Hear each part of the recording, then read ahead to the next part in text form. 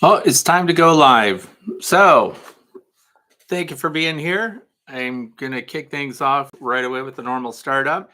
And of course, it's Friday, May the 30th of 2025. This is Backyard Beekeeping Questions and Answers, episode number 308. I'm Frederick Dunn. This is the Way to Bee special live edition. No editing. So we've got people here. And yes, I see that Ross wants to know if you can post a question already. Yes, go ahead. Post your questions in all caps if you want to. And that way it'll get my attention. You're more than welcome to answer one another's comments and questions in the chat area.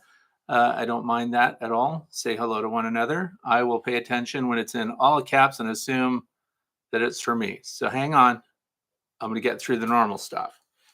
So first thing you're going to want to know is what's it doing outside. We're in the northeastern part of the United States, the state of Pennsylvania, northwestern corner of Pennsylvania, 65 degrees Fahrenheit. So what's that mean? What's happening right now? Well, I'm sitting here.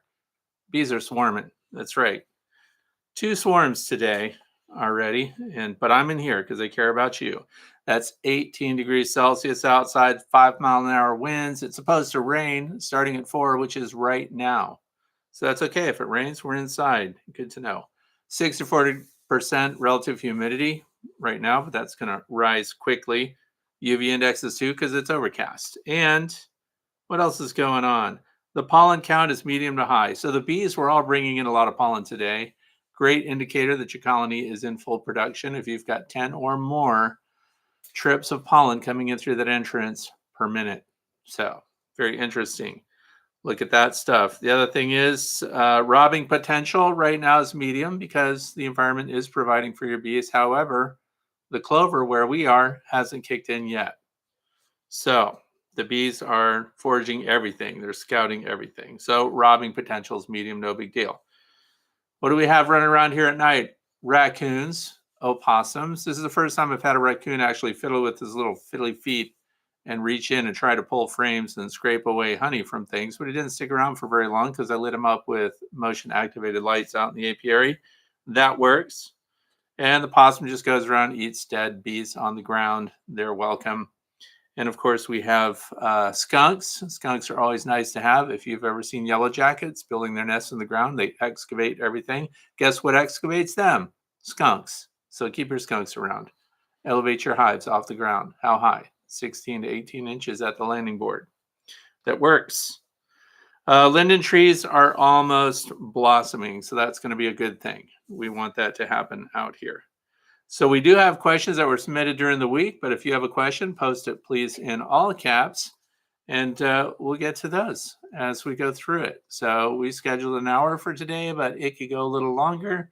I have experiments actively ongoing out in the bee yard right now with bee weaver queens.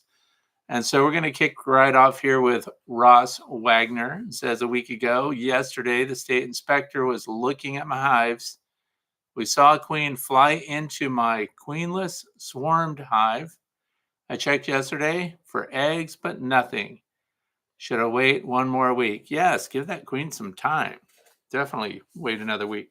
People get really anxious. By the way, I was talking with someone who's a big queen breeder who sells a lot of nucleus colonies of bees and replacement queens. And he finds that 9 times out of 10, when people are asking for a replacement queen, they just needed to wait another week. They're running late. Remember, our weather's not cooperating in a lot of parts of the United States, so they are set back. Let's jump in here with one shoe. Fred, did you ever set up your 2 queen keepers hive? And how is your 1 queen keepers hive doing this year? So the 1 queen, let's start with that one because it's the one that's actually out there with things happening. The 1 queen keepers hive, if you don't know what that is, please just Google the keepers hive. They have great demonstrations. They also have a YouTube channel called The Keeper's Hive. It's going well. So, in fact, I was just out there checking it out today. It is the hive that I installed a combination of small swarms with virgin queens, and the virgin queens did not take. So they are behind in the keeper's hive, and I had to call in my ace in the hole there from Dan Weaver in Texas there, and we flew in 2 Weaver queens, and that's what I was doing this morning, actually, installing my queens. One of them is queen on a stick right now, already glomming a big bunch of scout bees onto her. So we just have a lot of different things going on, but the Keeper's Hive performs okay. This is only my second summer with one. They died out over the winters, so I had to restart them, and I used a swarm. So the 2-queen Keeper's Hive system is not yet set up. I have too many beehives out here. I've been trying to, now don't get excited. I gave away a bunch of beehives. It's too late, so don't reach out to me. I already gave them away to my mentees. 2 of my mentees came and collected them and took them away. Now I have room finally for some of the other hives I want to set up and work with. And the 2-queen Keeper's Hive system is one of those. So we're just late. We're behind on everything. The next one here is from Ross Wagner. I actually have a chicken question, if that's okay. Of course, chicken questions are always okay. Is your opinion of guard geese to protect against foxes and aerial predators? So this is a poultry question. Okay, geese. Let me just tell you about geese. They can guard, they're better than guard dogs, by the way, and they will protect your flock from predators, but they can also come after you and they can do a lot of damage and they're super noisy.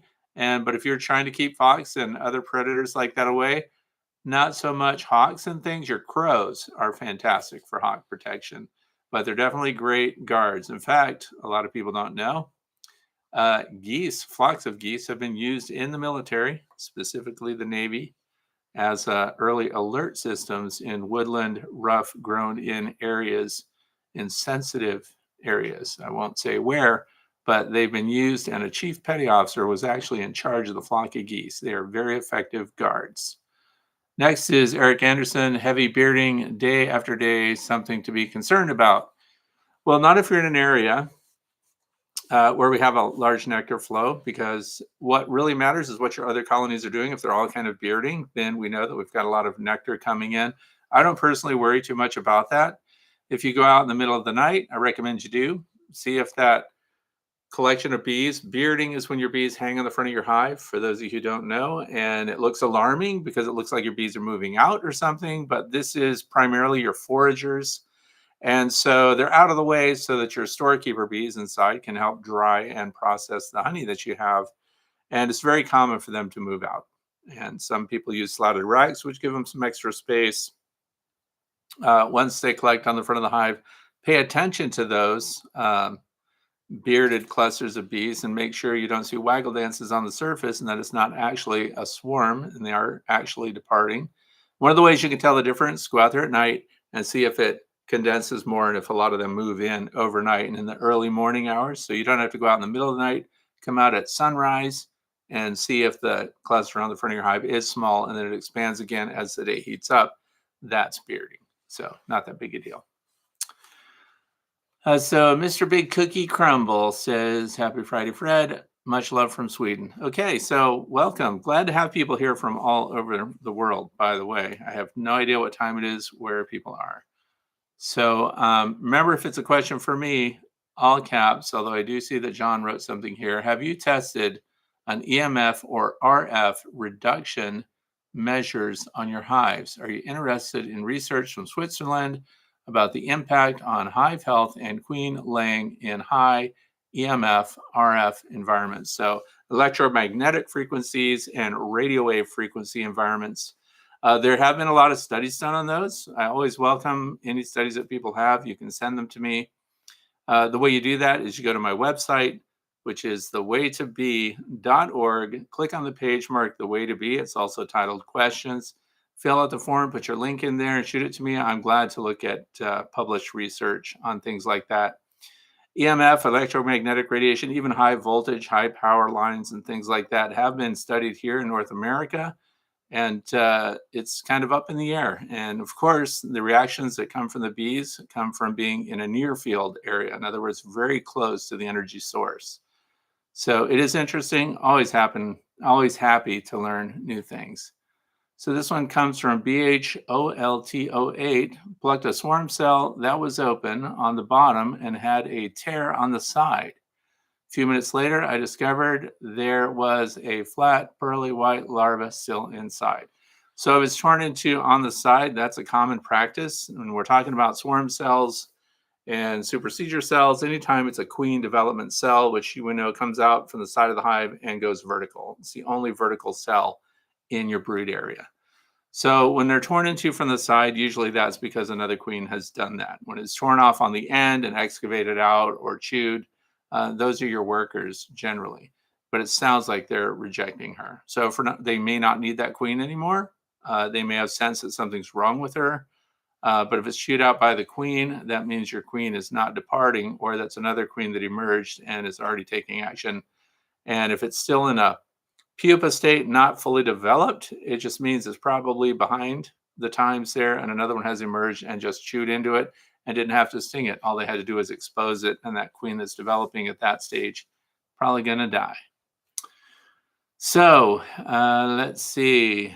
Remember, if it's a question for me, all caps. It's not considered shouting today. So I see that Gigi is here. Guard geese are noisy, but they can't be bribed like dogs can, which is why they have used them as military alarm systems. I grew up with geese, so I don't have any issues handling them. Okay, there you go. So Gigi says, get your geese, protect your flock. They will mess up all your drinkers. They will poop on everything. And okay, like I said, geese are awesome. So the next one, all caps here, beekeeping. Would you requeen a small overwintered nuke? A boxed swarm has done more in 2 weeks than 6 months. So here's the thing. When you've got a queen that's in charge of a colony, not in charge, but the reproductive center of your colony, and you're not happy with brood production, or you're not happy with the performance of that queen, you can always requeen. Because the thing of it is, if you have the time to go ahead and do that, you want to replace her. If you can replace her with an already mated queen of known genetics that you know is going to perform really well, there's almost no time lost. When you pull the queen that's existing and you get rid of her, you can drop her in alcohol, isopropanol, and make queen lures or swarm lures out of that with the queen pheromone. And you get rid of her within hours. You can introduce a new mated queen, and they tend to be pretty quick at accepting her. So if at any time you've got a queen or the stock is not what you need it to be, you can requeen in that way. So that's no problem. Rodney says, tell everyone about the hive visors. So Rodney wants, well, I don't have any hive visors in here, but for those of you who don't know, hive visors are just a shade that screws onto the front of your hive, and just with thumb screws, so it stays there, 8 or 10 frame. If you go to my YouTube channel, which is Frederick Dunn, and you go to the top right and you look at the search bar there, so just type in hive visor, and I have a step-by-step demonstration on how to make them. So it keeps rain and snow and everything off the landing board. If you're in a hot climate, it drops those temperatures on the front of your hive 15 degrees or more. It also gives a place for, we talked earlier about bees that are bearding in front of the hive or on the hive. They tend to move up underneath the hive visor and they cluster there, and they're protected then. So hive visors are handy, very easy to make. You build your own. Flow Hive also has them on their hives now too as an add-on. So moving right along. So says nothing for me to worry about. I figured once I pull the frame, okay. Box swarmed is now on brood. Half the nuke is still 6 frames. Okay. Wildwoods is here. Grayson, welcome. I'm going to get right into the questions that were submitted during the week until I see something in all caps that's just for me. So moving right in, we start with Laurel from Lindenhurst, Illinois. Says, one of my hives swarmed 2 weeks ago. So this is similar to a question we already had here in the chat. I see no sign of a queen, but she might have been out on a mating flight or not yet laying, and I missed her. They were nice and calm. That's key, by the way. And I decided to check in a week, and would placing a temp queen noodle interfere with a new queen? So assuming you've got a virgin queen in a hive and you're waiting for her to mature, make her mating flight, she should finish maturing once she's emerged in about 9 days. In the next 3 or 4 days, keep in mind what the weather conditions are, what's going on in your environment. Also think about how many drones are around. Are you seeing a lot of drones on your landing boards and scouting your colonies and begging for food? Because that's what drones do. They're the male bees. And give them another week. You want to see eggs before the 21st day. If you don't, you need to have kind of a backup plan because we don't want laying workers. And that's where this queen mandibular pheromone temp queen noodle comes in. It's a little translucent light green noodle. You get 2 of them in a pack. They're like $5 or $6. You can get them from Better Bee. That's one source that I go to for mine. You keep them in the freezer. You have them handy all the time. Now, there's no reason to put one in if you already have a queen. The queen that is mated and in production will out attract your bees over the temp queen, which is a synthetic queen mandibular pheromone. So I see no reason if you have a queen there to put one in at the same time, because the whole purpose of it is to suppress laying workers from activating their ovaries and ultimately starting to lay eggs. That's where this magical 21-day time frame comes from, is because 21 days after the queen pheromone is absent from the colony, a laying worker could have fully active ovaries that then allow that female to produce eggs that will only produce drones. That's kind of the extreme of that clock that we're trying to run out. So just don't do it. So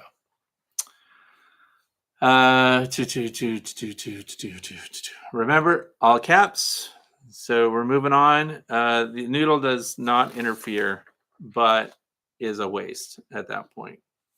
It makes the bees think that there's another queen in there. Next question, number 2, comes from Hope from Gerard, PA. Can I build a Langstroth medium long hive by using 2x10s instead of 2x12s for the deep? Thanks so much in advance. Okay, so this is the first time someone has asked me about this. When we do the long Langstroth hive, and we have the plans free on my website, thewaytobe.org. The page is marked plans and prints. You can download the PDFs, print them out, and use them as a shop guide. There's a material list too. But we build them out of 2x12s because standard stock. But this question is interesting to me because it sounds like Hope wants to make a medium depth long Langstroth hive. And immediately when I thought about that, I thought, wow, that's, the frames are already pretty shallow. At a standard Langstroth deep frame is 9 1/8 inches deep. And if we go to mediums, we're at 6 1/4. A lot of people already complain and say that the bees won't survive in that. But then, I thought about it. Randy McCaffrey, Dirt Rooster, and Mr. Ed, I reference them frequently because of all their experience with ripouts and where they're finding bees and the spaces that the bees are occupying. And they do get into floor joists. And floor joists often are 2x10. And there'll be an entire colony of bees in there with a really tiny opening. And we're talking in the deep south. We're talking Gulfport, Mississippi area. And we're also talking Louisiana, high heat, high humidity. And the bees work there. There is something I want to point out. So for Hope or any others that are, and this goes for deep or shallow, the horizontal configuration, because I've neglected to mention these. I don't know if you've ever seen frames like this before. These guys were at the North American Honeybee Expo in Louisville, Kentucky. 21st Bee is called. But when I saw these, this is the first thing that I noticed were the fact that they have these transit and air passages through these one-piece plastic heavy waxed frames for your beehive. Because I've been telling people to punch holes, cut corners. If you're doing plastic inserts into your wooden framed frames, then you go ahead, cut those out, because the bees can't chew through plastic. So they can't migrate horizontally very well. They have to move out around the edges, which can be easily blocked. They have to move underneath or over the top. If they can move through, that's more natural for the bees. So I just wanted to mention 21st Bee has this already molded into those frames. If anyone out there in the chat has used these, I haven't. I don't have them in any of my hives yet. They're also marked for the cell size. This is a 5.4 millimeter cell size. Same thing though, so deep or medium. And the reason I bring this up, if I were going to run a long Langstroth hive with just mediums in it, I would want to make sure you had transit holes through that. And based on what bees have done in cavities that they choose themselves and these cutouts that Randy and Mr. Ed and others do, demonstrate that bees can use a space like that. So it makes it even lighter. I will say though, so now you can use 2x10s. So yes, that would fit. You could do it. You'd even have space underneath for the bees to clean and create more drone comb if they wanted to on the bottom of those frames. So you can absolutely do that. It's just something I prefer the Langstroth deep frames in the long Lang horizontal because single deep frames are very easy to lift, but it does save you on stock if you're wanting to do 2x10s instead of 2x12s. So Wildwood says, how many hives do you have right now? Need to catch up on your videos. Yes, Grayson, you need to catch up on my videos. Okay, the number of hives, I don't know right off the top of my head. We got rid of a bunch of them. I want to say, I don't know, 37, 38. That's about it for now. And let me tell you, that's too many hives for one person in a backyard apiary. I'm trying to condense, consolidate, go to very efficient. I want to try, as someone mentioned earlier on, that 2-queen system. My supervisor's all over me. If you guys don't know, he's 9 years old. He sold out all of his honey in an afternoon. So they're on me for that. And I need to produce more honey. So fewer hives, more supers, more honey. And that's kind of where I think we're going to hover around. If I get my way, I'm going to have 25 hives by the end of summer, if I can do it. Let's see. We have a question here from Railroad 3. What's the best way to deal with EFB? So EFB is a foul brood condition.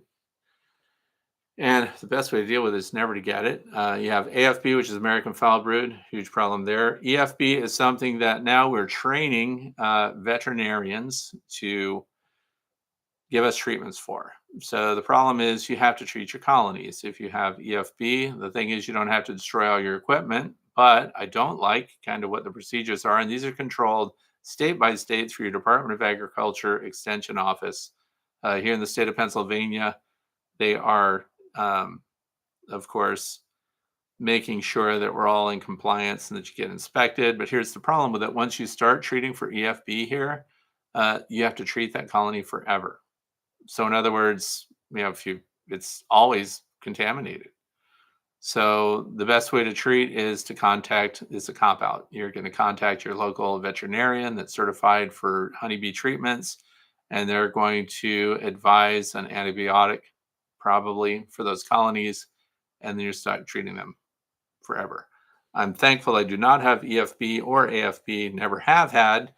And I've been on site where people did have it, and seeing that place get quarantined was a sad scene. So it's something that you have to pass on through Department of Ag and find out what current practices and approved treatments are. There isn't anything for the backyard beekeeper, just some holistic method that treats EFB that I know of. So I have to stay legal on that. So here we have EL says those frames are available in 4.9, 5.4, and 6.6 also. That's true. And one is drone size, the other is regular worker size, and the third option 4. That third option, that small 4.9 millimeter, is for some people that want to use small cell foundation. So the standard 5.4 and 6.6 are what we normally see the most. So there were some people apparently that wanted the 4.9s and that small cell. So the question regarding what that's good for, I will go ahead and comment on that. Some people will claim that small cell foundations produce smaller bees. There's a process called reverting your bees back to smaller bees. So through multiple generations in small cell foundation, your bees end up being smaller. And there's some claims that you'll run into where people will say that Varroa destructor mites can't then reproduce inside those cells. It was studied, it was looked at, departments of entomology and specifically honeybee studies, and they found that they still had Varroa destructor mites reproducing in small cell foundation. So it was not a fix for Varroa destructor mites. So moving right along, but that's where that comes from. And apparently that company, 21st Bee, is offering all 3 sizes. And not only that, the frames, if you didn't notice, are color coded. So you can see when you look right down on the top of it, exactly what size it is. Like these brown are I don't know what you would call this color. Desert is a 5.4. And then, of course, the blue one is the 6.6 size. So that's drone frame. But so the Kelly coated, they're trying. I mean, it's very easy to see that. I think they're trying to provide what a lot of people want to have.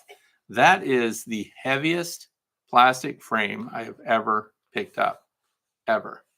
So they are, if you're going to move, 100 hives, it's going to make a difference in shipping and management. So I think it's really targeted towards the backyard people.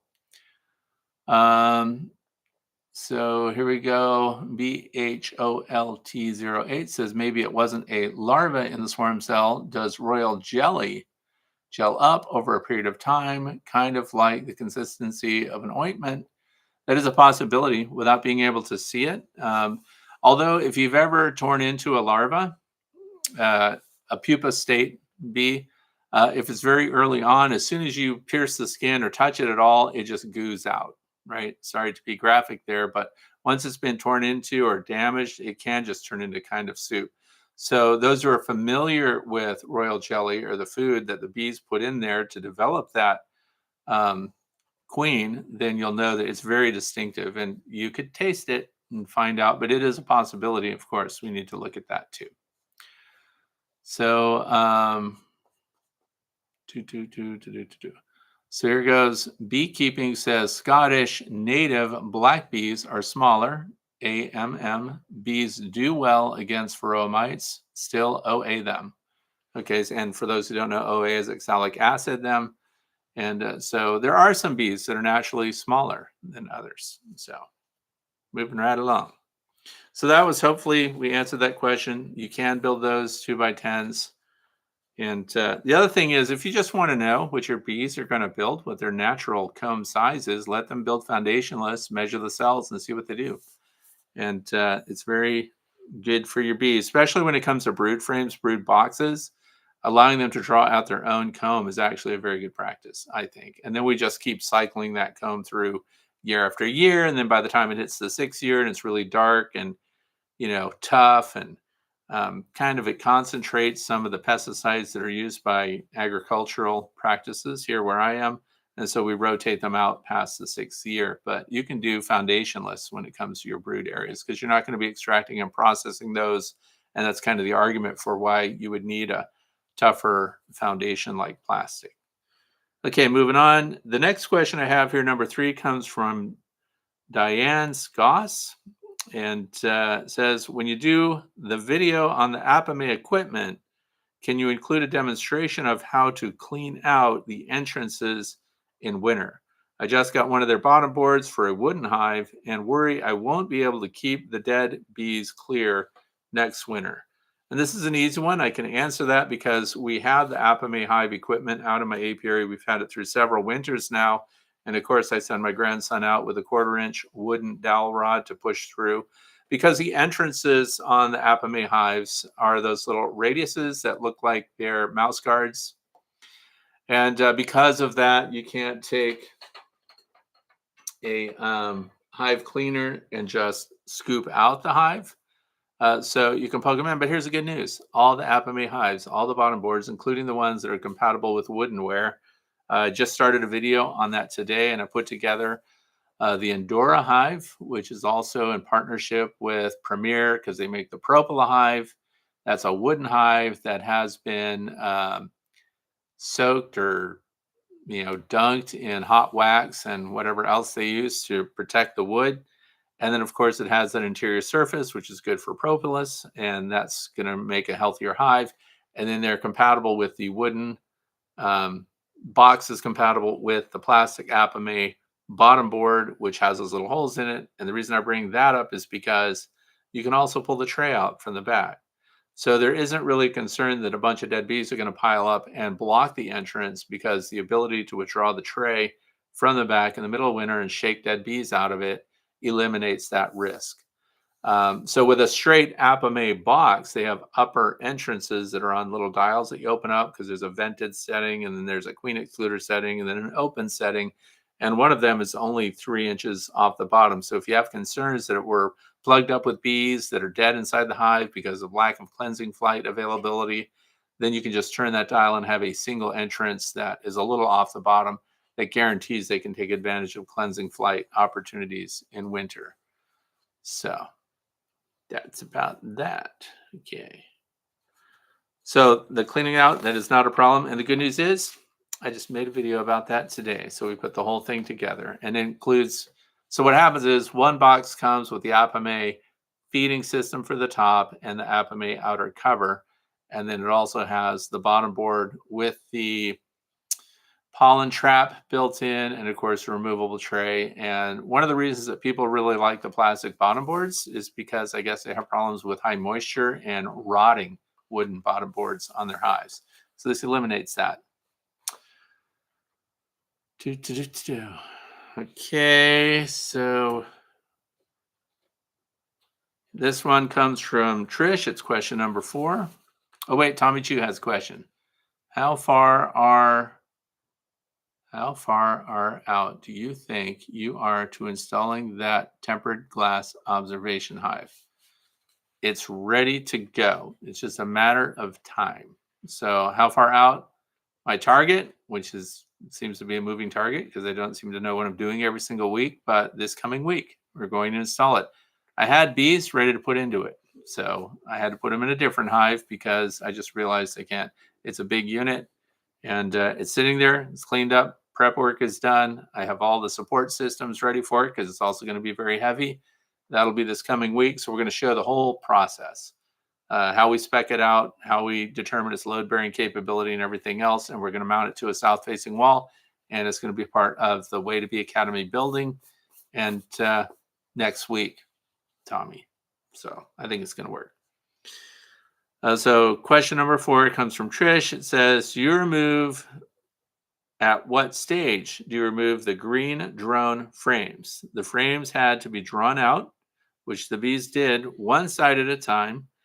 And the queen laid eggs in the finished side while the bees drew out the other side. Now I have capped and emerging drone on one side and larva on the other side. I'm not sure when to remove the frame and inspect for varroa to feed to the chickens. So, by the way, great idea, feeding those to chickens. So once the chickens do that one time, you have to uncap them for them. But once they realize that's there, chickens they repeat what has worked before. And so it's really interesting. Anyway, the time frame is go by the first eggs that are laid in your drone comb. So we document that. We have a white status board that we write down exactly what's happening when. And hive numbers are really important, even if you only have a few hives, for your note taking, because this is date critical. So when the queen is laying up the eggs on one side of your drone comb, and for those who don't know what that looks like,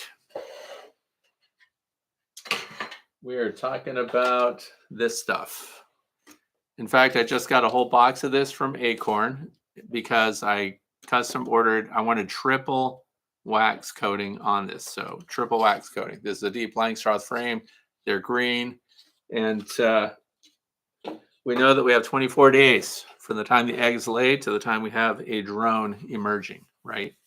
So that's your benchmark. Don't worry about what's happening later because you've got eggs in different stages of growth and development on the other side of it. For example, first time around, drawing it out, it can be like that. So we go with the first ones because the reason I say that, your Varroa destructor mites are going to move into the first drones that get to that stage where they're going to be capped. It's right around the 9th day.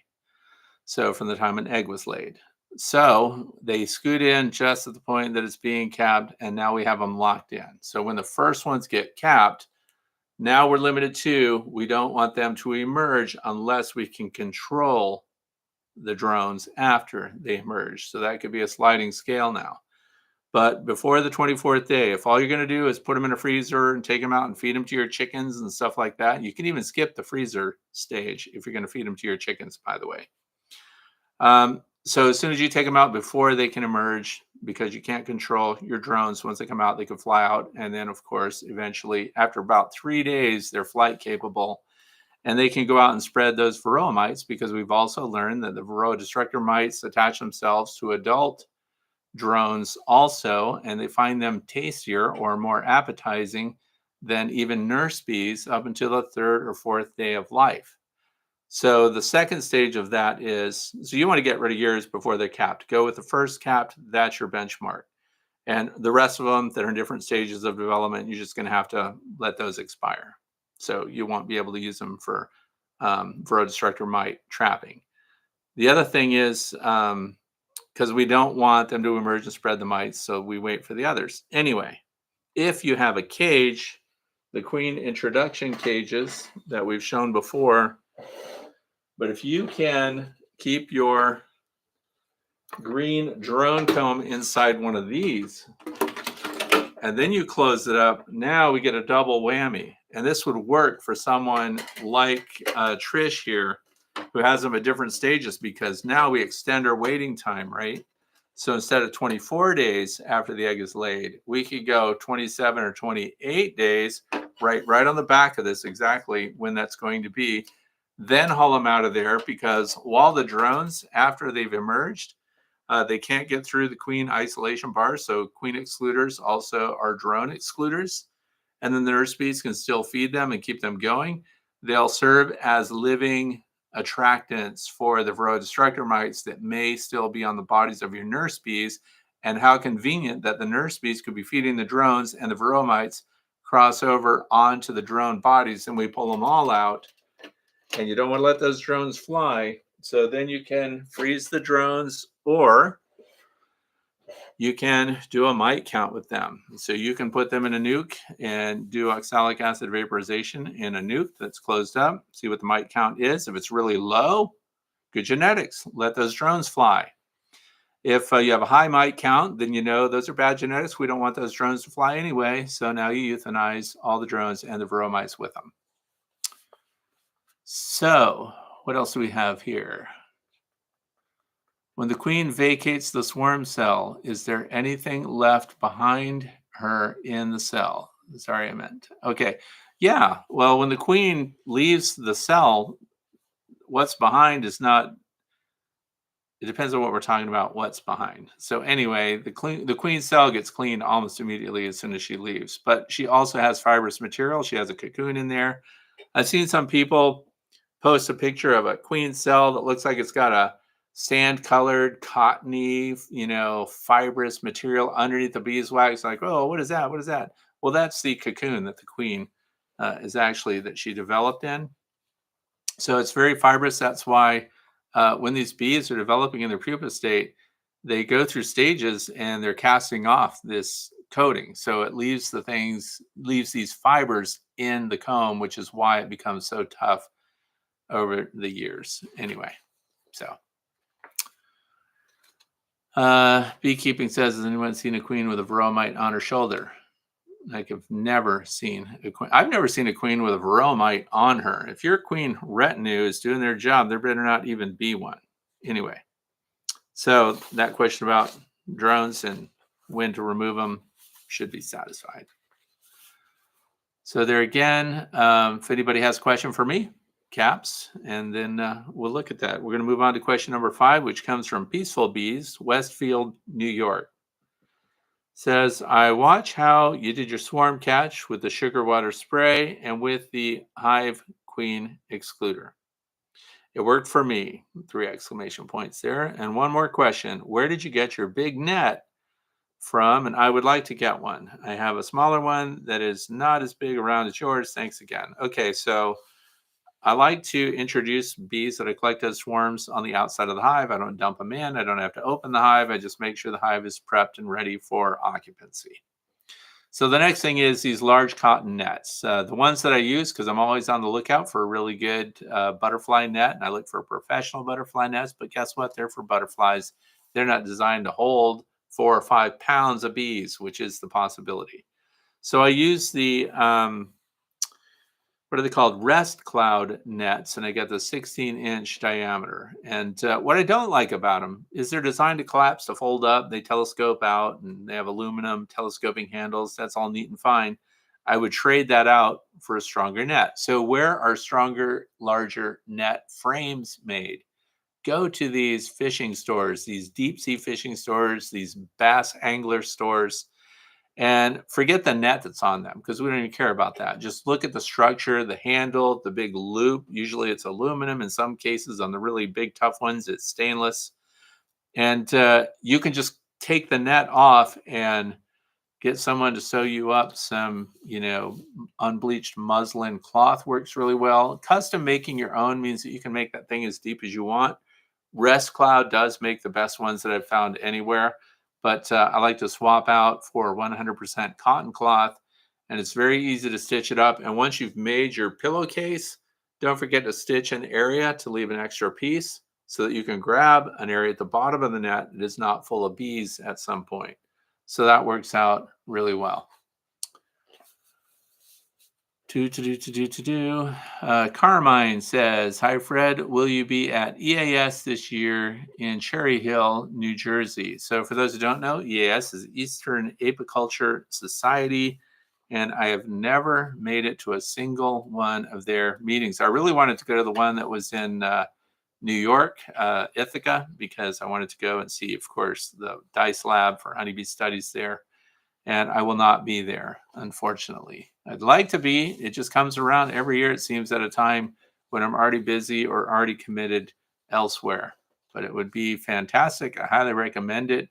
I know Dr. David Peck has a lot to do with things that are going on there, and it just seems like a really great learning opportunity. I just can't go. So that was the answer about my net. And don't forget, yes, as Keith says, put your questions in all caps or I may not see it. The next question, number 6, comes from Jerry from Dorchester, Illinois. Says, I have a swarm that is growing very rapidly. We are on a good flow here in Illinois and have nice weather. Good for you guys. That's great.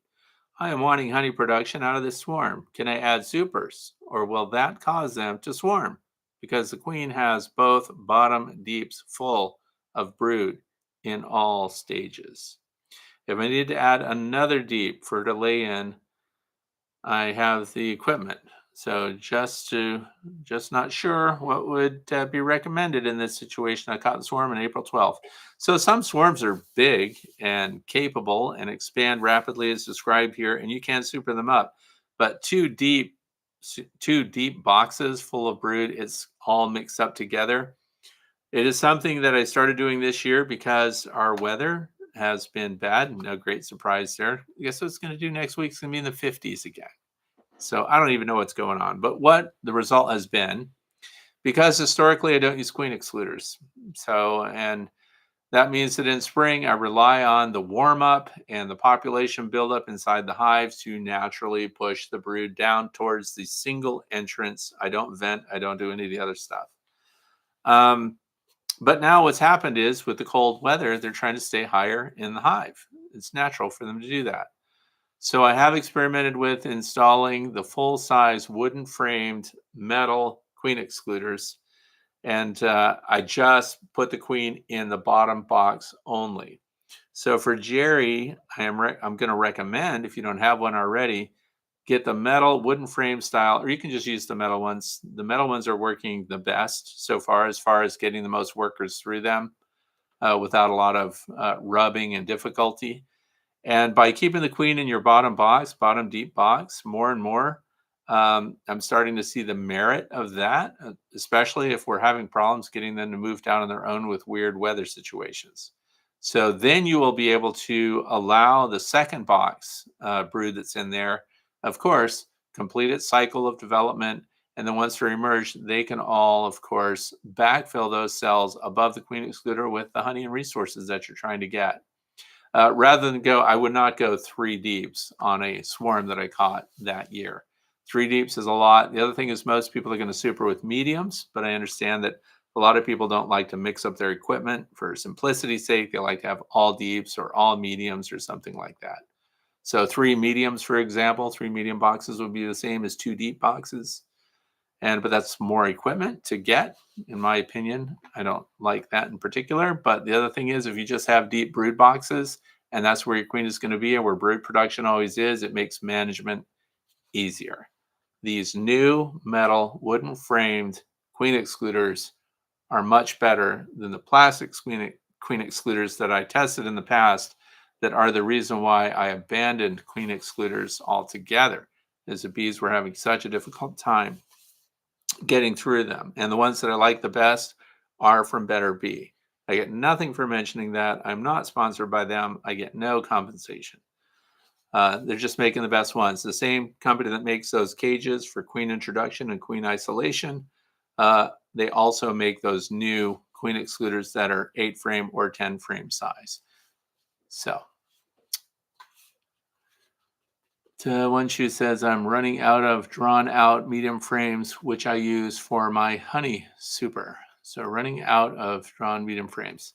So, here's the thing, for backyard beekeepers in particular, we think in terms of when can we pull the super off? When can we collect all the honey from that hive over there? I'm going to recommend something different, particularly since I don't think a lot of the honey that I'm getting at the end of the year. We get a massive nectar flow at the end of the year here with goldenrod and asters and everything else that blooms at the end of the year.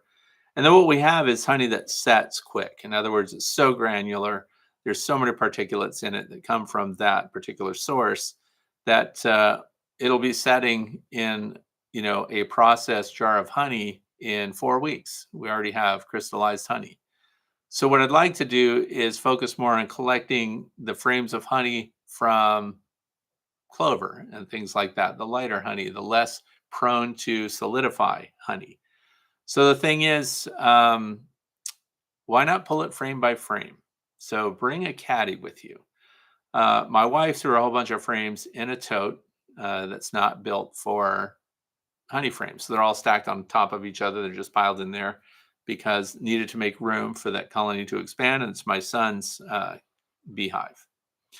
So what I would rather do is take Hive Butler totes with me. And when you go out there and you're doing an inspection, because we often get surprised, we look at a hive and we just want to check it out to see how they're doing and see that they're in production, that they're queen right and everything else. But then we see, wow, the super is wall to wall honey, kind of too late to expand. When you do that, if it's wall to wall honey, and by that I mean 8 out of 8 frames, 10 out of 10 frames, all capped, all drawn, that's a stimulus for them to swarm, right?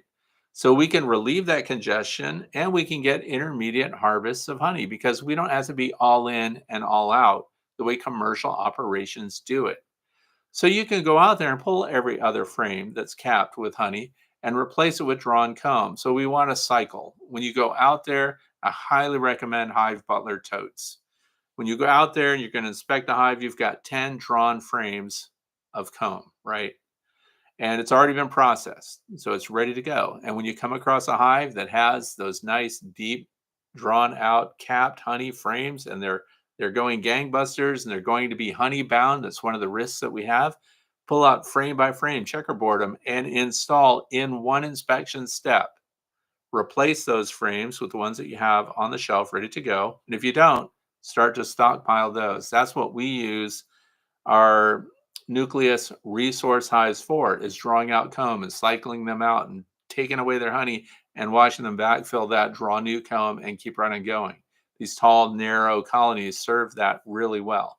So then we've got a stockpile of frames ready to go. So when we go out, harvest as you go, do 3 or 4 gallons of honey processing on a weekend instead of waiting till the end of the year and doing it all at once with full boxes and full super removal.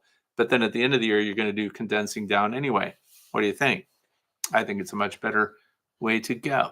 So for backyard beekeepers, we got time on our hands, right? We can work on things small scale that maybe are a little more labor intensive, but you're not lifting full boxes. So big advantage, save your back.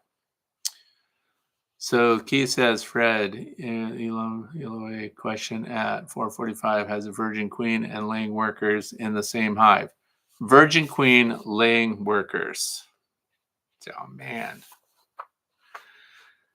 So virgin queen laying workers, what to do. Okay, this is going to tie in. I want you to do something. Laying workers, you're going to hear a lot of ways for managing that. And I don't necessarily say that's a bad way. People will talk about taking all of those bees out, shaking them all onto a sheet or something like that, and then reloading up. So you create a fake swarm situation, and then you're counting on your laying workers not being able to fly back to your hive and stuff like that. I have another idea. Okay. So there's something called going in strong when you have a force that is, much more superior to the force that you're invading. So let's look at a beehive this way. So if I had laying workers for sure, we've got this virgin queen. So I don't even know what to do with the virgin queen at this point because they may be ignoring her. If we've got laying workers that are bold enough to start to become productive and start laying those drone eggs, then they may be neglecting the queen and she may never become productive. So what I like to do is split them up. And I mean, if it's a 10 frame brood box, right? Go to another hive. Now, you can't pull 5 frames off a single hive without doing a lot of damage to their reproduction, right? So we would be setting them back at potentially a time of year when they need all those workers. So another person asked today about my super splits, and I'll talk about that now because it ties in with this question. So you go around to different colonies of bees, use your resource nukes and things like that, pull full frames of resources. So in other words, we've got a frame of capped brood. Get that, put it in your hive butler tote, replace that frame with drawn comb, push their brood together so you're not checkerboarding, right? Go to another hive, pick another frame that's covered in nurse bees that also is in production and has eggs, larvae, capped larvae, everything together, right? Capped pupa, all together. Second frame. Now we have 2 frames from 2 different hives. Go to another hive. We have a lot of bees in there too. We have the potential now to also produce a queen. Go to another colony. Whoa, guess what happened? You just saw queen cells and you found the queen. Bonus. So we find the frame the queen is on. They're getting rid of her anyway. Pull the frame with the queen, add her. Now we have 3 frames, brood, a queen, different stage of growth and development, and we have all these workers with us. Now we can stop there, or we can go and find another one of brood, capped brood, because we want to build fast. So then we take all these frames in our hive butler tote with all these bees in them and the queen that we found because they were making preps to swarm anyway. Take them to the colony with the laying workers. Pull frames out, divide them right in half. Put all those frames of brood right in there, and put in a queen excluder, and put the other frames of brood that they already had above the queen excluder, just so they can emerge, come out, go back down through, and then later you can draw off that box if you didn't need it.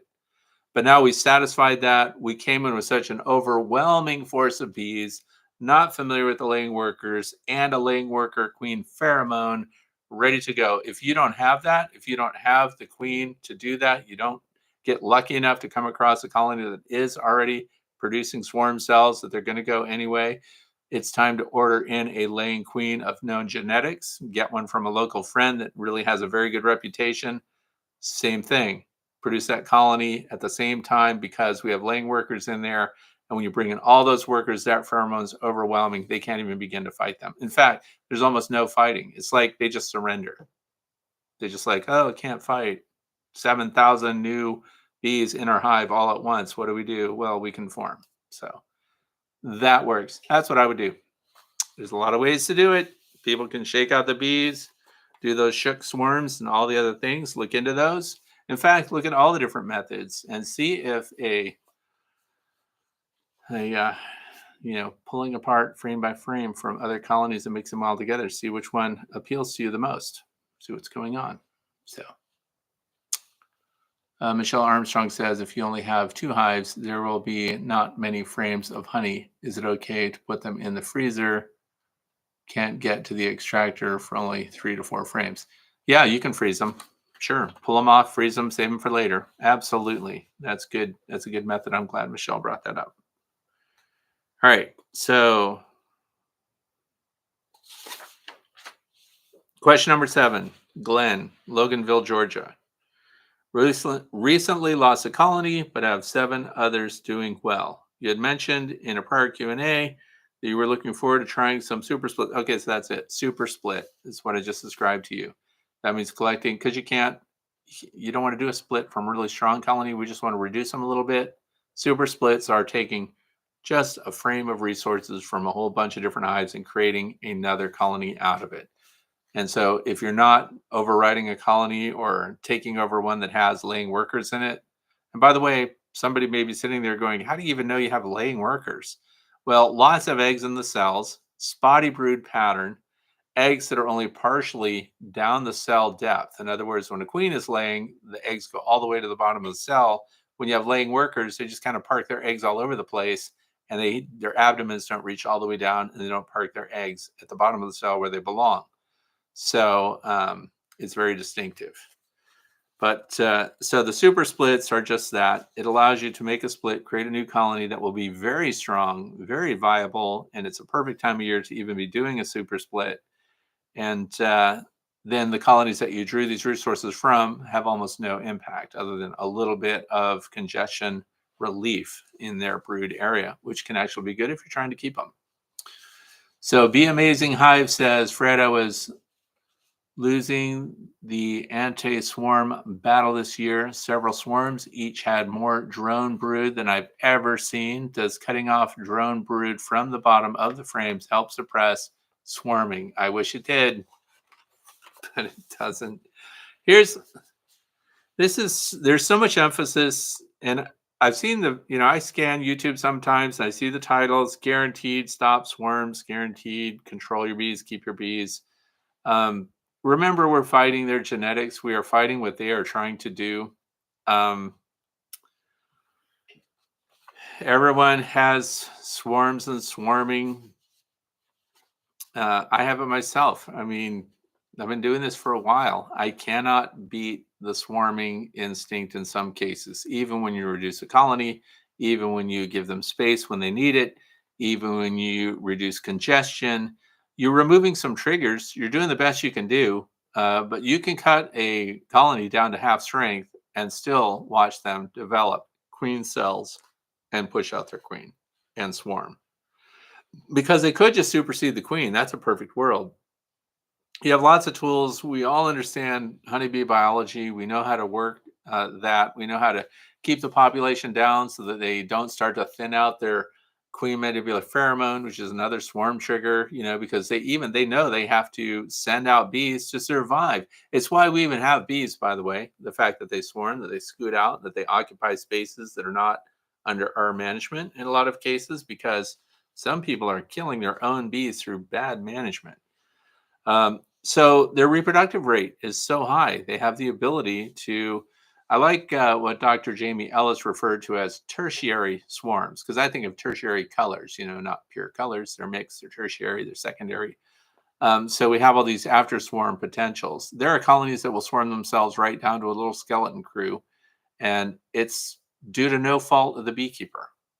So the only way to 100% prevent swarms is to take away the queen that goes with them. And then they'll produce another queen and several queens, and then those will try to swarm, and then you have to catch those.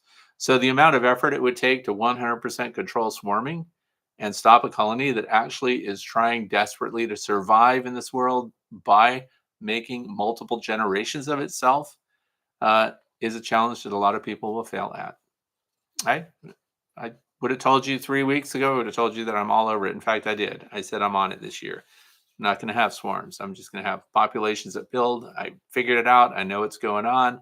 I find my queens. I snatch queens. I collect them. I control them. I move them to places, and I have swarms. So I don't want you to be defeated. Do everything you can. It will work, but the percentages of success can be pretty decent, but you are still going to, if you've got healthy bees, you're going to have swarming bees. It's just the way it is. So what do we have? So losing the anti-swarm battle. Don't feel bad. We're all just when I think I got it. A swarm happened while I was out there working on Queen on a Stick today. So, which ended up to be perfect because I had to occupy a indoor hive body. And so I put them in there. That's going in right now while we're doing this. Bob says, hi, Fred. 3 weeks ago, I put a super on a swarm with new Acorn Heavy wax foundation. Very slow drawing out. Would it help to take 5 frames from the stronger hive with nectar and some capped honey to help? It actually doesn't. Studies have been done on that, by the way. So if you're trying to get, let's see what it is. So it's a swarm. when you put a swarm into a hive, you have a prime opportunity for them to draw out comb. And it stands to reason. You would think if I would just feed them honey, the honey converts to comb at, a pound of honey, ounce of comb. I don't know what the real formula is because that seems widely variable. There are a lot of things that have to come together. First of all, the bees, we have comb builders. We have that. When there's a swarm that naturally emits from another colony, they're ready to build comb. In fact, I put them overnight in a bee vac and they built a comb in the bee vac overnight. That's how they're primed to build new comb. So what I do is personally, I keep that going and studies have been done. The lighter sugar syrups on a freshly installed swarm can continue that comb production in partnership with warm temperatures. This is the problem where if we put them in a box that's too big for the swarm, too much space, they have troubles keeping that mid 80s degree Fahrenheit temperature that they need to work comb. So that's another drawback to this year with the rain, with the cold weather, with the bad temperatures that we're dealing with. Comb production can also be reduced, right? But the lighter sugar syrups, the one-to-ones, actually demonstrated that the bees were more prone then to continue comb development and rather than straight honey, for example. Because remember, honey has to be metabolized before they can actually use it to build comb, right? Because they have their wax glands, they have them in their abdomen, they have to process and metabolize it in order to create beeswax. And for some reason, the lighter sugar syrups have worked better. It's interesting. So I wouldn't waste honey feeding it to a swarm to try to get them to build more wax. I would think about being in concert with what the environment's doing. So if we have a nice warm day, if it's going to be in the high 70s, mid 80s, you're in perfect wax building temperatures. If you have a swarm and it drops to the 50s, which is what's happening right here, we had one warm overnight, so they're primed. But if you put them in a smaller space, a taller, narrower hive like these nucleus hives that we use, and they're wooden, 5 over 5 over 5. As we stack them up, they're better at building comb. They get that temperature achieved quicker with a smaller number of bees than if we put them in a standard 8 or 10 frame single deep brood box. So that configuration, all that stuff goes. So it works. I would give them sugar syrup. And remember to feed that inside the hive because if you're supering your hives outside, we don't want sugar syrup going into the hives that we have that are in production for harvesting honey, right? But we can keep that comb going.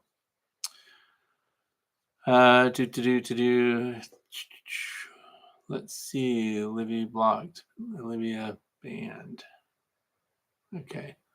So beekeeping, Bob, feed. Comb building takes bees, lots of energy. True. Calories, yes. Tommy Chu is 1-to-1 weight or volume. Okay, so that is by weight. So 1-to-1, which by the way is actually a pretty heavy syrup. 8 pounds of sugar, gallon of water. You have to heat up your water really high to get that to melt.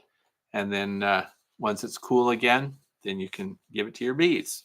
So yeah, 1-to-1. You can even go a little higher. I've heard other people say that they're even going 1 to 1.5. So that's 1.5 water by weight. So it works. There you go. Let's see. This is Glenn, Loganville, Georgia. Recently, this is number 7. Recently lost a colony, but have 7 doing well. And mentioned prior to QA that you were looking forward to some super splits. Okay, already did that. Moving on. Question number 8 comes from Mike Roberts, 4518. That's the YouTube name. I've been stung through nitrile gloves before, so they can definitely sting through those. Now, I don't know what solicited that comment, but I am going to talk about nitrile gloves. These are nitrile gloves. And here's the thing. Bees can sting through them. They don't provide sting protection. What they do is they don't smell like your hand. They don't smell like an animal. So when you put nitrile gloves on, and I use these a lot, these are 8.5 mil nitrile gloves, by the way. These are tough. One of the reasons I like them, look for long cuffs on these, right? because I actually can put these on before I even put on my bee suit. They give you a lot of dexterity. So if you can even, as I did today, I picked up a queen with my nitrile gloves. If you get stung on the hand while you're wearing these, let's say you're grabbing things, you're a little clumsy or whatever, you get a bee to sting you. The stinger gets hung up in the glove. It does sting through it, but when you pull off the glove, you pull off the stinger too. And if you can do that in less than 30 seconds, you can reduce some of the venom that becomes injected into your body. So these are fantastic. I'll show that again. You can subscribe is it a subscription? Yeah, it's a subscription that you do through Amazon so that gloves or things that are considered consumables, because my grandson goes through these. You can get these like every 2 months, 3 months or whatever and save some money on them. But nitrile gloves are fantastic. I almost don't wear leather gloves at all. If I were going to war, if I'm handling European hornets or bald-faced hornets, I still go to the thicker gloves, but nitrile gloves are really kind of all you need when it comes to working in your hives. Plus, when you get all sticky and everything, just have a bucket of water handy when you're out working your hives on your cart. Stick your gloves in your nitrile gloves in the water and just do that, and you're not sticky anymore and you're going right back to work. You're not going to do that with your goat skin or your leather gloves or any of your heavy cloth gloves, but you can with nitrile gloves. The advantages are big. I almost never get stung through those. So anyway, that was all the way back from FAQ 19 that Mike commented on. So that was a while ago. So what does see? Dan Weaver says nitrile gloves just give you a good feel compared to leather. You can feel the bee under your penis. That's true. You feel a great feeling. Yes, absolutely. 100%. Wade Barnes has a question here. Have you ever tried to really small matings? Maybe next time a cup of bees and one of those queens, just in case you need one somewhere else, or the one you decided to keep didn't work out. Okay, I don't. So what we're talking about is, for example, when I'm trying to control a swarm and I find the queen and I don't want them to leave and I take the queen away. And we pull a frame, as I described earlier. If you find you're inspecting a colony, you're looking in the brood frames, and you run your hand over the top of that, you feel the hottest area. That's where the most brooding is happening, because it's 94 to 97 degrees Fahrenheit in there, and there's just warmth coming up. And you find your queen, and she's on a frame, and you find another frame next to that that's got queen cells. They're planning to swarm. Take the queen in that frame and create a resource nucleus hive. I do that with the 5-frame standard nuke boxes. I've had such good success with those, I don't use anything else anymore. Wooden boxes that are going to last probably as long as I'm going to be a beekeeper. The rest of my life is what I'm saying, because I'm old and stuff. So creating a resource hive, pulling her like that, because listen to some of the commentary today. You get a virgin queen that never gets mated. Statistically, about 75% of your virgin queens fly out and get mated, but you know what? That's a regional thing. How many drones do you have? How many flying days did you have? Could your queen go out and get mated with the weather conditions that you have? Did she fly out and get snagged by a dragonfly? Was it late in the year? Things like that. There are all these challenges. Having a resource colony with extra queens in it works out. 1 per colony. Because here's what I used to do. I tried to bank queens. I had queen finisher hives they were divided into 4s. They had an entrance on every side. And they just grew too fast. What are you supposed to do? You don't need the queen. Now you've got reproduction going on, this little cluster of bees, and it just didn't work out. So full-size nukes, you end up with colonies that become viable on their own. This way, you're not devastated. You go to your prime colony. It's big, it's robust, it's doing fantastic things. You know that you're going to get a bumper crop of honey and you're going to get rich overnight from that. And then you get in there one day and early in the morning, your queen is dead on the landing board or something. They got rid of her. You've got an emergency cell coming out of the middle of one of your brood frames. A couple of emergency cells. They're little and undernourished and things like that. They didn't plan ahead.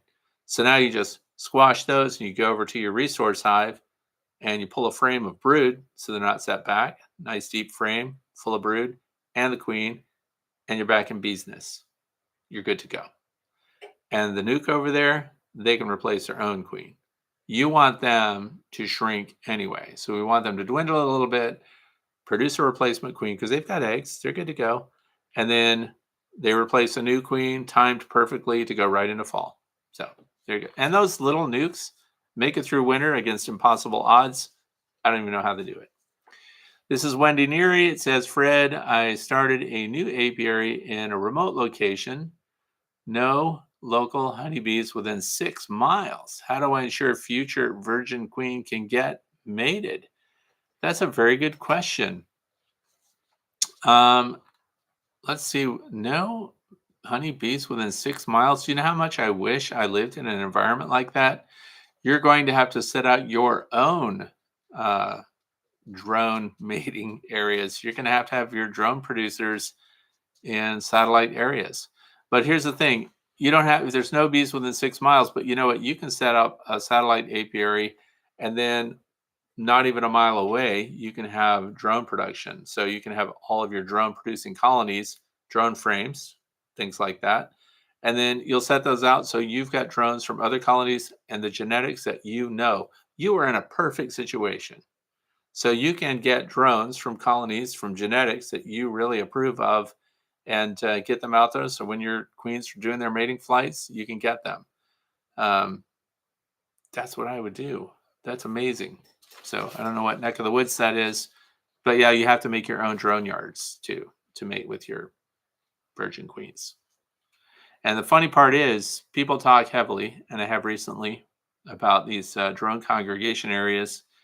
And you can put a virgin queen on a stick in a cage and get those birthday balloons and fill them with helium and use monofilament 35-pound test fishing line. I know that sounds specific. And leave her dangling under these balloons and reel that out in your own backyard apiary and just start walking away from your apiary with your queen on a balloon in a cage and see how many drones zip up into her pheromone stream and try to mate with the cage. That's pretty interesting because there's no drone congregation area. So my question is, how far do the queens have to go to really get mated? Do they really make it all the way to the drone congregation area? And what other hives are sending up those drones? We know that drones can leapfrog hive to hive to hive, so they can come from many miles away.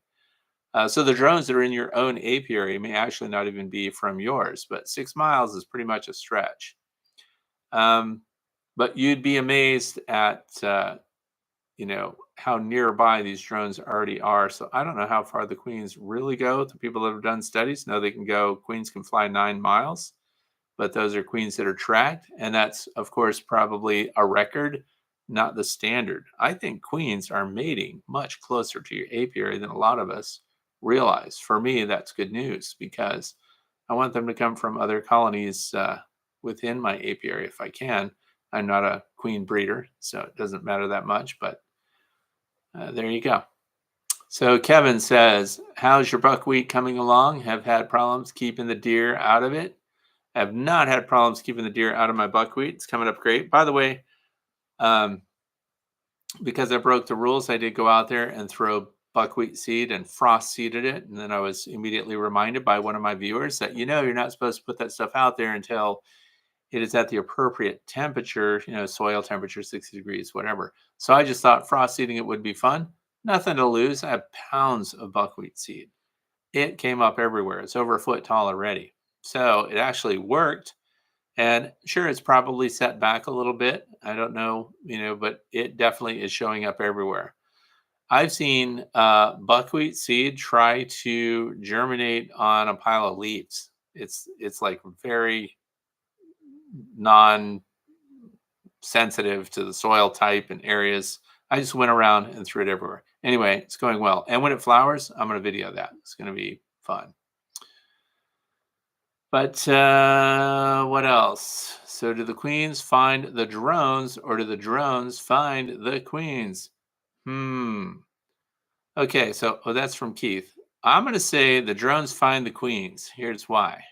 I think the queens just take off. I think they just go high and fly out. And the drones, with their oversized eyes and their ability to kick in those massive motors that they have on their thorax and their oversized wings and everything else, I think they zip after those queens. So the drones are designed to see queens. Let's look at the equipment they have. Who's got the biggest sniffer of all the bees? The drones. They have the most sensitive olfactory functions in their bodies, right? So that's so they can sniff queens. What else do they have? They have the best eyes in the business by thousands. They have thousands more lenses than a worker. And a queen, look at the way she's built. Her eyes are small. Her antennae are pretty fruit and small. I don't know. I think queens must do orientation flights. I don't know what they do. How do they know where to go? I think they just zip up there and maybe the queen sees, dark spots hovering in the air somewhere, but they have to get pretty darn close to do it. Their vision isn't super high resolution. So I think these drones see queens on the wing and they just zing after them. And then the competition is on and they have a comet of drones. This is something, by the way, I have to do this year because I have to video it and photograph it. So we're playing with them, but I think I'm going to get my work done very close to home. I think the drones, just based on their gear. If we looked at them as mechanisms instead of living organisms, the drones are built for speed, for power, for short bursts, short distances, and catching up with the queens that they spot. And the idea that they have an unobstructed view over the top of their head means when these queens are flying high, they're going to see that movement. What other insects are up there? I don't know. So the queens, that's their job, just do it. Anyway. I think I'm telling you, I think it happens nearby because the other thing is, returning queens after their mating flights, the drones are following them. It's like a swarm just arrived at the hive, and I call it a drone rush. I don't know. There's probably a scientific term for it. But hundreds of drones just descend on that hive because they're still trying to catch the queen before she lands. And then in she goes. She's mated. They're done. They get some food, they fly off, and they live to search for another virgin queen somewhere else. Wendy Neary says, so are colonies different genetics enough for virgin queen mating flights? Well, colonies, think about it. These genetics things, let's be clear. I'm not an entomologist. I'm a master beekeeper. I just soak everybody for information. And whenever I have access to somebody who's a geneticist or an entomologist, I soak them for information. So we know that even the drones that are produced from your queen come from a bunch of different drones. So a bunch of different fathers. All their genetics are very mixed up. One thing we know for sure is that the drones that mated with that queen were the fastest flyers. We want that competition. That competition doesn't exist at all in the laboratory. So when you're doing artificial insemination, you hand selected drones from colonies that you thought were doing really well, but you took away the competition from the individual drones and you just started inseminating. And that's where these breeder queens that cost so much money come from. But we're dealing with mutts. So keep in mind that even throughout your colony I've had people ask, oh, something's wrong with my bees. These bees are really blonde. These bees are really dark and they're workers in the same colony. Something's going on. Yeah, something is going on. She's releasing sperm from her spermatheca and she's fertilizing eggs from a variety of different genetic lines that she interacted with when she did her virgin flight. So we've already got a bunch of different genetics mixed up unless these were inseminated queens, right? So they are not all intensively inbred, right? So if you've got mutts, as I do, I did bring in those Weaver queens this week, but mostly I have localized genetics. So feeding back on itself and cycling back on itself genetically with those bees that are doing the best in this environment, northwestern part of Pennsylvania. So these genetics are already pretty diversified. Unless I'm doing insemination and really locking down very limited genetic sources, I don't have to worry about them being inbred. And when that happens, let's say that happens. Let's say the queen actually produced drones and those drones made a mistake and actually mated with the queen that produced them. The nurse bees inside your hive that attend to your developing larvae, right, sense that those are two genetically related. And what do? They cannibalize them. They eat them. It's called policing. So within the hive, we have the ability to determine genetics that are too near to the queen herself. And so they consume those and they don't allow them to develop. And this way, they guarantee genetic diversity. So I don't think, as backyard beekeepers, I'm not worried in the least that I'm going to exhaust the genetics and end up cycling back the same genetics on top of themselves, because we have all these variables that are already existing in the localized stock. What do you think? Hmm. Sally Offer says, "Hi, Fred. I watched your demonstration on the Flow Super Lifter and purchased one. I thank you so much for that demo. The Flow Super Lifter is a game changer for me." Okay, so from Sally Offer, thank the Flow team for the development. That um, Hive Lifter, Super Lifter, it's called a Super Lifter not because it's a super lifter. It lifts your super. So this thing breaks the seal. It looks too simple, so I'm glad Sally brought this up. You can have two deep supers on in your brood box and tip them both together. It is so effortless, and the ground doesn't have to be perfectly level. It is a fantastic innovation, and one of the biggest problems with it is that people are associating that with flow hives only, and it is not. This works on any wooden Langstroth box. So everything from nukes all the way up to tent frames, and it is the easiest thing to work with, and I'm really glad Sally brought that up. So there you go. There's a plug for Flow Hive's Super Lifter. So that small mating thing, that doesn't work for me. I just do it. So anyway, guess what? We're in the fluff section today, right now. So here's one of the things that's held back this year. Usually we have clover by now, but the temperatures are so low that they're just not flowering. When the clover flowers, this is the time to super these colonies, because they're already, it's a mystery to me how the bees are doing so well with such crappy weather. We have all this rain. We can't even, no mow May happen for real. I have grass that's as tall as my knees. So, when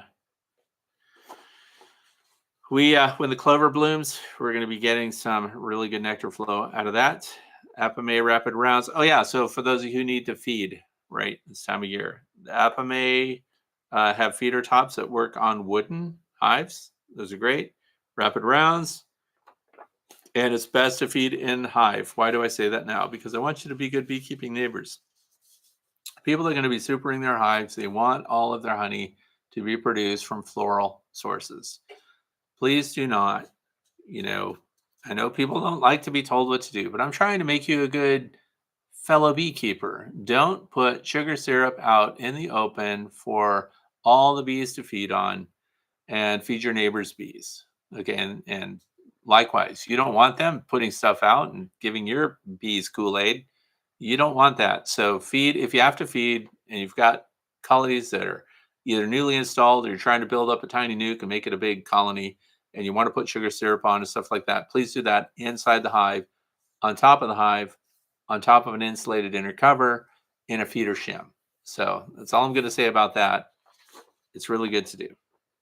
Harvest individual frames, as I said before, consider doing that. And as someone else mentioned, if you've got the freezer space, if you've got one of these big horizontal freezers and you can store them up and then process them all at the same time, you're going to need a honey warming room. So that's one of my goals this year. I don't have one. So I want to make a warming section where I can roll frames or boxes of honey in the frames into it to warm them up. It speeds up your uncapping process. It makes it so easy, and also can re-liquefy crystallized honey in the cells. Because you ever do that? You're uncapping, a beautiful frame of honey, and you find out that it crystallized in the cell, and then your uncapping knife just skims over the surface. Now, what do? Feed it back to your bees or something, or you could warm it up to about 110 degrees Fahrenheit for 24 hours. I was even thinking about just putting them in my car on a sunny day. And I got 130 degrees on the dash, too hot, but 99 degrees in the cargo space. Ford Transit van. So That's something else I'm thinking about. I want these things to heat themselves. I want to melt it. So anyway, because we want to keep that melting temperature enough to reliquefy the honey that's in those frames, but not melt the beeswax and not damage the raw honey properties that you have. So that's where that 110 comes from. So what do you think? Good idea. Oh, Kelly per year says Lyson has a sewer warmer that you can contact supers on no room needed. Well, I'm already, Ross Wagner paid me $10. I'll bet the rest of you can't beat him on that amount that he just spent. Thanks, Ross. I appreciate it. That's going to be, I'm going to go to the Patriot Coffee Store today. Super warmer that you can stack. So a super warmer, here's what Kelly, it's probably a great idea, but I already have this other great idea, and I already bought this big ceramic heater, and I have humidity and temperature controls, and I'm creating a 4-foot by 4-foot by 6-foot space that I can roll things into, warm them up, and it's right next to my honey extractor. But I will look into super warmer that you can stack. In fact, I would really like to see a link to that. So Kelly, if you have a link, after this is done, please put your link in the comment section. I'll release it so everybody can see it. I want to see what we're talking about because I'm wide open on the honey super warmer because I'm going to do it. I'm not playing games this year. I'm going to overload my grandson till he stops asking me for honey. I don't want to hear about all his customers that are waiting. So add supers, have those ready. Favorite electronic. Oh yeah. This is where I want to use the people that are watching and listening. I want to know if you have a favorite electric power wagon. So it's kind of like a garden cart, but they run on batteries. And so, like, I don't know, you twist the throttle or something and it wheels itself through. So no gas motor, no thumping of an internal combustion engine that makes your bees angry. And if it's electric, just let me know what you've tested, what you like, or if you should have one. Yeah, if it should exist. So that's it. I don't know what other people are doing regarding Varroa destructor mite treatments. For those of you who are treating, some are treatment free. I know that. So if you're treatment free, I would like to suggest that you use as many integrated pest management practices as you possibly can, including removing your mites with your drone comb. If you do that, just do your best. Get the best genetics that are demonstrating Varroa resistance, mite biters, Purdue ankle biters, all that stuff. Jason Egan says, could you maybe inform us about feeding bees sugar during the honey flow? Why is it not a good idea? Well, it's not that feeding bees sugar during honey flow is a bad idea. It's that we don't want it in the honey. So here's the thing. Often people will say that they just keep sugar syrup on their hives all year long.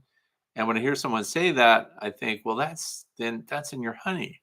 And they will say things like, well, when they have the nectar flow in the environment, they don't take the sugar. And so when the nectar flows on, you can still leave the sugar on. All right, let's just clear it. If we want nothing but floral sourced honey, then no sugar syrup when your honey supers are on as a minimum. And so the reason we don't want it is because sugar syrup is it's a carbohydrate that your bees need when they can't get it from the environment. So if you have a dearth period, for example, this isn't the time to super your hives because then they're just going to consume the honey right back. This is why in the past I've had a deep brood box and a medium super. That medium super was for the bees to fill and consume from during the year. And then anything above that was for me. So you don't want processed sugar syrup as part of your honey that you're going to harvest for people. And that's just it. So Sally Offer says, I used Viroxan this spring. Excellent. So Viroxan, for those of you who don't know, that is a slow release oxalic acid treatment. That is not a vapor system, although the safety data sheet on that thing wants you to wear full respiratory protection, everything else, eye protection. But Viroxan, I've heard good things. So I have it. Haven't used it. If we get a high mic count, that's what I'm using this year. So thanks for that feedback. And Jason says that makes sense. Good. So we just had that discussion, which is really interesting. Lysin warmer. So I want to thank everyone for being here today. If anyone has a last minute question, this is your chance. Otherwise, we're going to wrap it up. So if you've got a question, all caps. Of course, if it occurs to you later, you can submit your question by writing in the comment section underneath this presentation today. You can also go to thewaytobe.org, click on the page marked The Way to Be questions, and you can fill out a form there. And then I'll do my best to answer. I always respond to comments on every video. That is 3 hours of my day, every single day. So I want to thank you all for being here, and thank Keith for being here and being my bouncer. I want to thank Ross Wagner for the kind donation, and I appreciate it. So, Sally has a question. Have you set up your Keeper's Hive? Oh, that question was asked earlier. So I have my Keeper's Hive, the single queen system.